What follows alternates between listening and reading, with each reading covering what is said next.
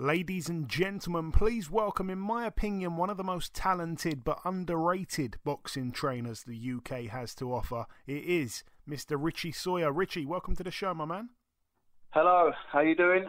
Very well, my friend. Finally got me on. Finally. I was going to say, I've known you for a long, long time. It's the first time. I know. First time I had you on.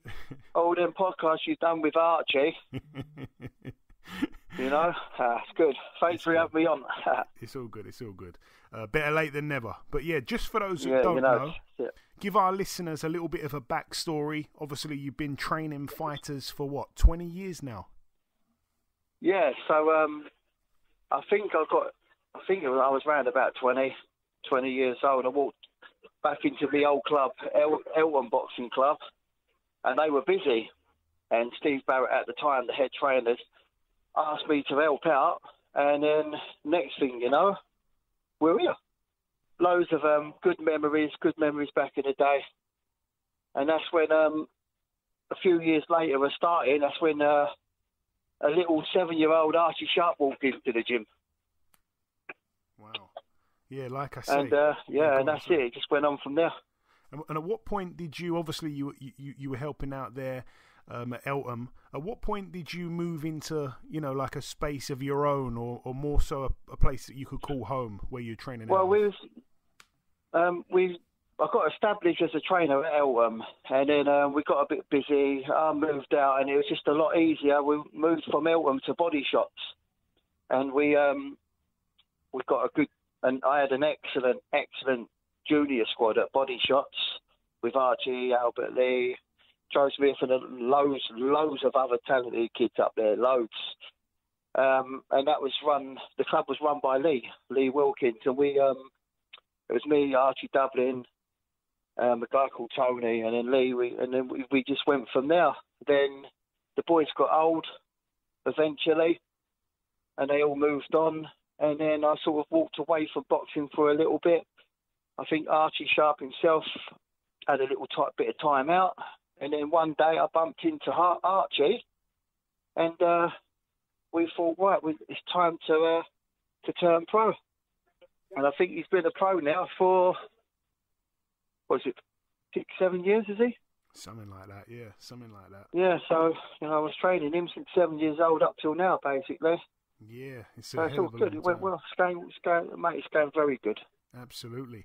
And just for those that don't know, Rich, which gym are you based in at the moment? I know you kind of divide your time between a couple of gyms. Yeah, so at the minute I'm at Amigos Gym in Orpington, and I regularly use the Body Shots Gym in Crayford as well with Archie, and he's got the Sitting Bull Gym that we use as well. So it's good to have a bit of change of scenery, so we're not stuck in one place. Yeah, the Sitting Bull one. I like that as well. But my main gym is Amigos Gym in Orpington. That's where I train Casey Kadimi. Yeah, which we'll get to in a moment. The Sitting Bull Gym, that's the one I went to. Is that the one? The one in Sitting Bull, I see you at. Yeah, Sitting Bull. Yeah. Okay, cool. Yeah. All right. So Richie, would you say you've got your own style that you teach, or kind of are all the fighters you work with unique in their own ways? Do you know what? I don't know. I mean,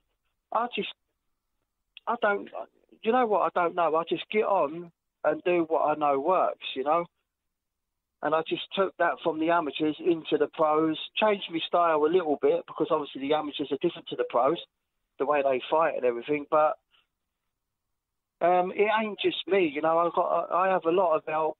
My ears are always open. I've had a lot of advice off of Mark Rowe back in the day, even in my amateur days with Steve Barrett and a few other trainers there. And then when I turned pro, I've had a lot of advice, like I said, off of Mark Rowe. And lately, Archie's been working with Roy Jones Jr., and that's been good. I've had my ears and eyes open there as well. So, it's not just me. There's a whole team around of us. And now we've got Ian Weaver working with me and Archie as well. And he's good. He's got a lot of experience himself. He was a good fighter as well. Yeah, brilliant. And, it's all good. So I don't know. I don't think I've got like a style as such, but I just do my thing and just know what works, get them fit, get them boxing, and we've had good success, thank God.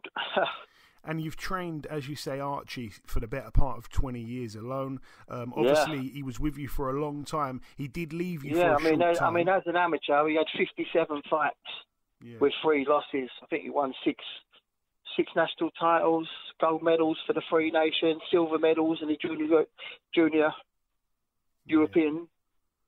Turned pro. What was he, 23? He had a couple of fights for the iBox gym. Yeah, I was going to say, that was what I was going to say. Obviously, he left you for a short period. He's now back with you. But that time apart... Yeah, so when he left me for that short period, it was a mutual thing, you know. It was actually my idea about... And I just said, yeah, that's a good idea. And, you know, he's back with me now, but he did learn a lot of the trainers in the iBox. He learned a lot of them. Yeah, because I was going to say... so did I, to be fair. I was going to say, Richie, was that time apart a bit difficult? Because I know that you guys are really good pals as well as obviously trainer and fighter. Yeah. But it wasn't... he was always staying in touch. Yeah. I was always on the phone to him. Like, we're mates as well. So he was always on the phone. Like I said, it was my idea for him to go. He at the time, he needed to just learn. It's always been me and him. It's always been me, you know. But he needed to learn. He needed to hear things off of other trainers. He needed to hear things off of other people, see how they do it.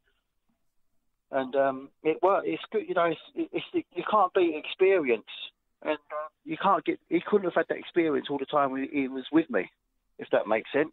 Yeah, no, that's a humble thing to say. Yeah. Yeah. So you know, I got him to where I was getting. He had a fight with Jeff O'Forey. We won the fight. We won the fight clearly, I think. But, you know, there was little things there, little telltale signs where I thought, right, you know, we need help, or I need help. So we had a chat. We both agreed, and then he went down to there. He phoned me up and then said, you know, we come back and work with Roy Jones Jr. And how can I say no to that?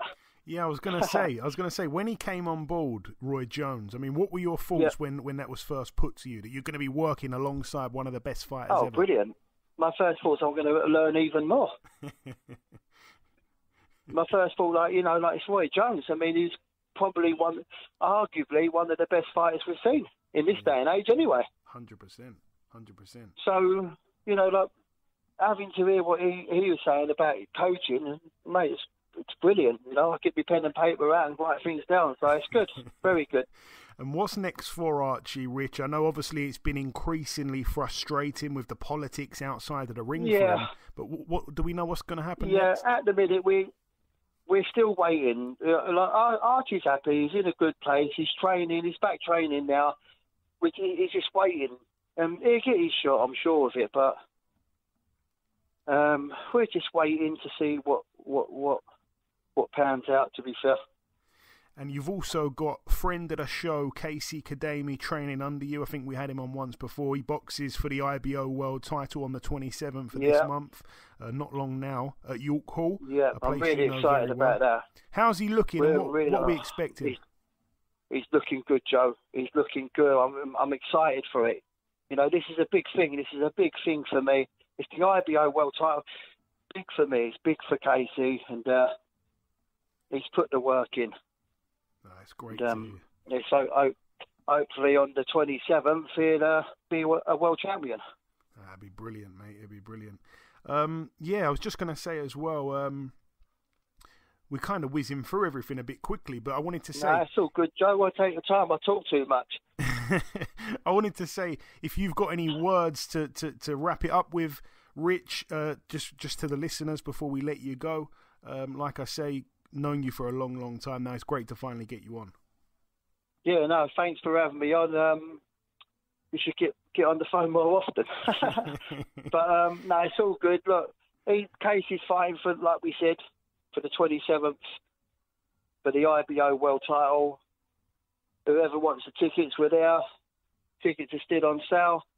I'm on the Instagram, Sawyer's Boxing, and Casey Kadimi's on his Instagram, and keep an eye out for Archie Sharp, because he's ready and waiting. He is ready and waiting. He's got his finger on that button, Joe, I swear.